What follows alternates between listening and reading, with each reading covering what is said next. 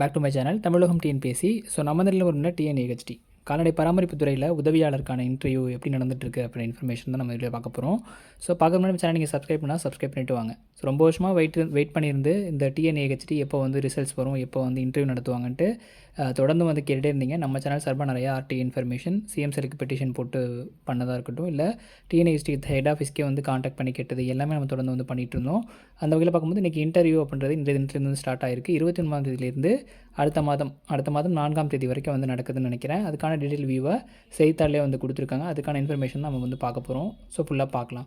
கால்நடை உதவியாளர் பணிக்கு குவிந்த பட்டதாரி இளைஞர்கள் அப்படின்னு சொல்லி தான் அந்த டைட்டிலே கொடுத்துருக்காங்க. கால்நடை உதவியாளர் பணிக்கு 8ஆம் வகுப்பு தேர்ச்சியே போதும் என தெரிவிக்கப்பட்டது. அரசு பணியாளர் தேர்வாணையம் மூலம் நடந்த பல்வேறு தேர்வுகளிலும் பங்கேற்றும் வேலை கிடைக்கவில்லை அப்படின்னு சொல்லி தேர்வுகள் தெரிவிச்சிருக்காங்க. தமிழ்நாட்டில் வேலைவாய்ப்பின்மை என்பது இன்னும் தீர்க்கப்படாத பிரச்சனையாகவே இருந்து வருகிறது. படித்தால் வேலை கிடைக்கும் என நம்பிக்கையில் பட்டப்படிப்புகளை படித்து வேலைவாய்ப்பு அலுவலகத்தில் பதிவு செய்து பின்னர் அதனை புதுப்பித்து வேலை கிடைக்காத நிலையில் கிடைத்த வேலையை செய்து கிடைத்து வரும் நிலைக்கு தள்ளப்பட்டு வருகின்றனர். குடும்ப சூழ்நிலை கருத்தில் கொண்டு எந்த படிப்பு படித்திருந்தாலும் வேலை கிடைக்காத நிலையில் ஹோட்டல், டீ கடைகளுக்கு வேலை செல்லும் நிலையில் இருந்து வருகிறது.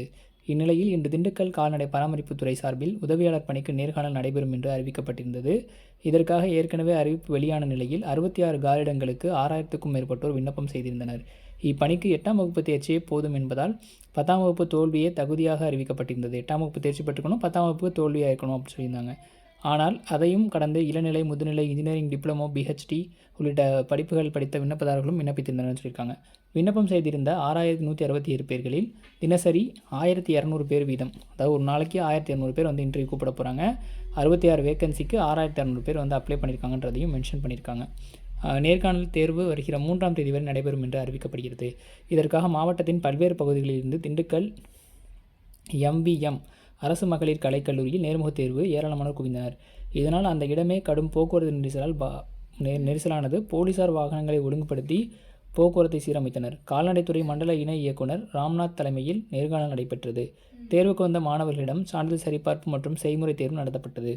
இது குறித்து அவர்கள் தெரிவிக்கையில், கால்நடை உதவியாளர் பணிக்கு 8ஆம் வகுப்பு தேர்ச்சியே போதும் என தெரிவிக்கப்பட்டது.